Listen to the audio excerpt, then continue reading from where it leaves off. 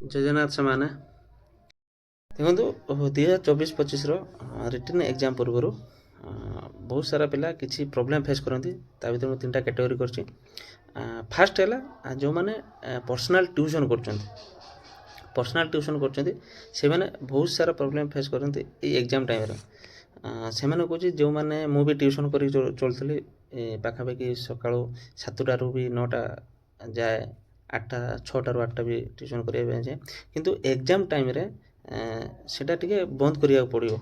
ଏତେ ତ ଦୁର୍ଗା ପୂଜା ଅଛି, ପାଖାପାଖି ଟ୍ୟୁସନ୍ ବନ୍ଦ ଥିବ। କିନ୍ତୁ ଯେଉଁମାନେ ବି ଏବେ ବି ରେଗୁଲାର ଟ୍ୟୁସନ୍ କରୁଛନ୍ତି ସେଇଟା ଏକ୍ଜାମ୍ ଯାଏ ସେଇଟା ବନ୍ଦ କରିଦିଅନ୍ତୁ।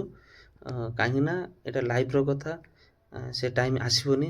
ଆଉ ଯେଉଁମାନେ ବି ସାଇକେଲ ନେଇକି ଟ୍ୟୁସନ୍ କରିବା ପାଇଁ ଯାଉଛନ୍ତି ସେମାନେ ତ ଯିବା ଆସିବାର ଟ୍ୟୁସନ୍ କରିକି ସେଇଟା ବହୁତ ଟାୟାର୍ଡ଼ ହେଇଯାଉଥିବେ। ଆଉ ପାଠ ପଢ଼ିବା ଟାଇମ୍ରେ ବି ସେମାନଙ୍କର ପାଠ ଉପରେ ଫୋକସ୍ ନଥିବ।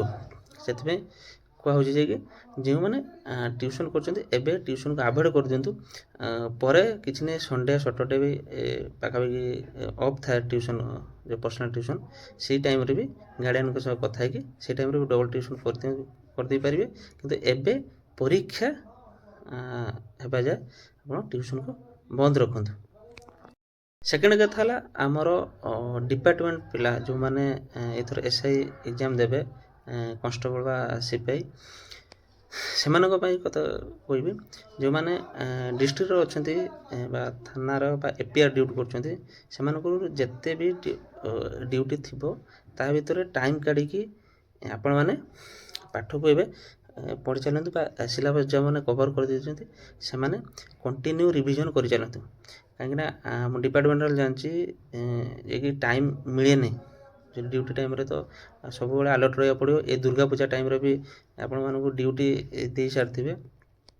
ତା ଭିତରେ ବି ଯେତିକି ଡ୍ୟୁଟି କରୁଛନ୍ତି 7-8 ଘଣ୍ଟା ବି ଯେଉଁ ଡ୍ୟୁଟି ତାପରେ ଯେତିକି ଟାଇମ୍ ମିଳିବ ତା ଭିତରେ ଏଇ କିଛି ନାହିଁ 5-6 ଦିନ ଆପଣ ଟାଇମ୍ କାଢ଼ିକି ତାକୁ ରିଭିଜନ୍ କରନ୍ତୁ। ଆଉ ଯେଉଁମାନେ ବି ରହିଥିବେ ବାଟାଲିୟନ୍ରେ ରହିଥିବେ ବା ଆମର SOGରେ ରହିଥିବେ, ସେମାନଙ୍କୁ ବି ଯେତିକି ଟାଇମ୍ ମିଳିଥିବ ବା ଡ୍ୟୁଟି କରି ଆସିଲା ପରେ ବହୁତ ଟାଇମ୍ ମିଳିଥାଏ, ସେଇ ଟାଇମ୍ର ଦେଖନ୍ତୁ, ରିଭିଜନ୍ କରିଚାଲନ୍ତୁ। ନହେଲେ ୟୁଟ୍ୟୁବ୍ରେ ବି ବହୁତ ସାରା ଭିଡ଼ିଓ ଆସୁଛି, ତାକୁ କିଛି ନୁହେଁ ତାକୁ ବି ଦେଖି ଚାଲନ୍ତୁ। ଏ ଟାଇମ୍ ୱେଷ୍ଟ କରନ୍ତୁନି। 5 ଦିନ କି 6 ଦିନ ରହିଲା, ସେଇ ଟାଇମ୍ ଆପଣମାନଙ୍କ ପାଇଁ ଯେଉଁ 1 ମାର୍କ 2 ମାର୍କ 5 ମାର୍କ ଯଦି ଡିଫରେନ୍ସ ଆସିବ, ଏଇ ଟାଇମ୍ରେ ଆପଣ ମେକଅପ୍ କରିଦେବେ। ଥାର୍ଡ଼ କଥା ହେଲା ଯେଉଁମାନଙ୍କର ଦୁର୍ଗା ପୂଜା ଫେମସ୍ ଥାଏ, ଏ ଫେମସ୍ ଫେଷ୍ଟିଭାଲ୍ ଯେମିତି କହୁଛି ମୁଁ କଟକ, ଭୁବନେଶ୍ୱର, ବାଲେଶ୍ୱର, ଭଦ୍ରକ, ସେଇ ଏରିଆର ପାଖାପାଖି ଦୁର୍ଗା ପୂଜା ଫେମସ୍ ଥାଏ। ଆଉ ବହୁତ ସାରା ରିଲେଟିଭ୍ ବି ଆସିଥାନ୍ତି ଘରକୁ। ଆଉ ଯେଉଁମାନେ ଘରେ ବି ରହିଥିବେ ସେମାନଙ୍କ ପାଇଁ କହୁଛି, ଯେଉଁମାନେ ଘରେ ବି ରହିଥିବେ ସେମାନଙ୍କ ପାଇଁ ବି ବହୁତ ଡିଷ୍ଟର୍ବ ହେଇଥାଏ। ସେଥିପାଇଁ କହୁଛି ମେସ୍ ବା ହଷ୍ଟେଲ୍ ଯେଉଁମାନେ ରହୁଛନ୍ତି ସେମାନେ ଆଦୌ ଘରକୁ ନ ଆସିବା ଠିକ୍। ମେସ୍ରେ ରହିକି, ମେସ୍ ତ ବହୁତ ସାରା ବନ୍ଦ ହେଇଥାଏ, କିନ୍ତୁ ମେସ୍ରେ ରହିକି ଯେମିତି ହେଲେ ଆଡ଼ଜଷ୍ଟ କରିକି 5 ଦିନ 6 ଦିନ ପାଠ ପଢ଼ାରେ ଫୋକସ୍ କରନ୍ତୁ। ଆଉ ପୂଜା ତ ମାଆଙ୍କ ଦୟାରୁ ଏଇ ପୂଜା ନହେଲେ ଆର ପୂଜାର ବହୁତ ସାରା ଆପଣ ପୂଜାରେ ରହିପାରିବେ।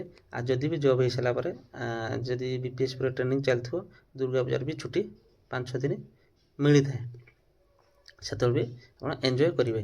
କିନ୍ତୁ ପରୀକ୍ଷା ଟାଇମ୍ରେ ଏବେ ଏନ୍ଜୟଟା କରିବା ଠିକ୍ ନୁହେଁ। ସେଥିପାଇଁ କହୁଛି ଏଇ ଟାଇମ୍ର ଟିକେ ନେଗଲେକ୍ଟ କରନ୍ତୁ, ବୁଲାବୁଲି ନେଗଲେକ୍ଟ କରନ୍ତୁ। ପୂଜାର ଯେଉଁ ଏନ୍ଜୟମେଣ୍ଟ, ଯେଉଁ ସାଙ୍ଗମାନେ ବି ଆସୁଛନ୍ତି ତାକୁ ବି ଟିକେ ଆଭଏଡ଼୍ କରନ୍ତୁ। ରିଲେଟିଭ୍ ମାନଙ୍କୁ ବି ଏବେ ଆଭଏଡ଼୍ କରନ୍ତୁ। ଯେଉଁମାନେ ମେସ୍ ବା ହଷ୍ଟେଲ୍ ହେଉଛନ୍ତି ସେମାନେ ଘରକୁ ନ ଆସିବା ବି ଠିକ୍ ଅଛି। ଆରାମସେ ଯେଉଁ 5-6 ଦିନ ରହିକି ଏକ୍ଜାମ୍ ପାଇଁ ଫୋକସ୍ କରନ୍ତୁ। ଯେଉଁମାନଙ୍କର ବର୍ଦ୍ଦି ପିନ୍ଧିବାର ଇଚ୍ଛା ଆଉ ମାତ୍ର ହାତର 5-6 ଦିନ ରହିଲା, ସେଇ ଟାଇମ୍କୁ କେବେ ବି ୱେଷ୍ଟ କରନ୍ତୁନି। ସେଇ 5-6 ଦିନର ଆପଣଙ୍କୁ ପାଖାପାଖି 5ଟା 10ଟା କ୍ୱେଶ୍ଚନ୍ ଯାହା ବି ଆସିବ ସେଇଟା ବି ଫରକ ପକାଇବ।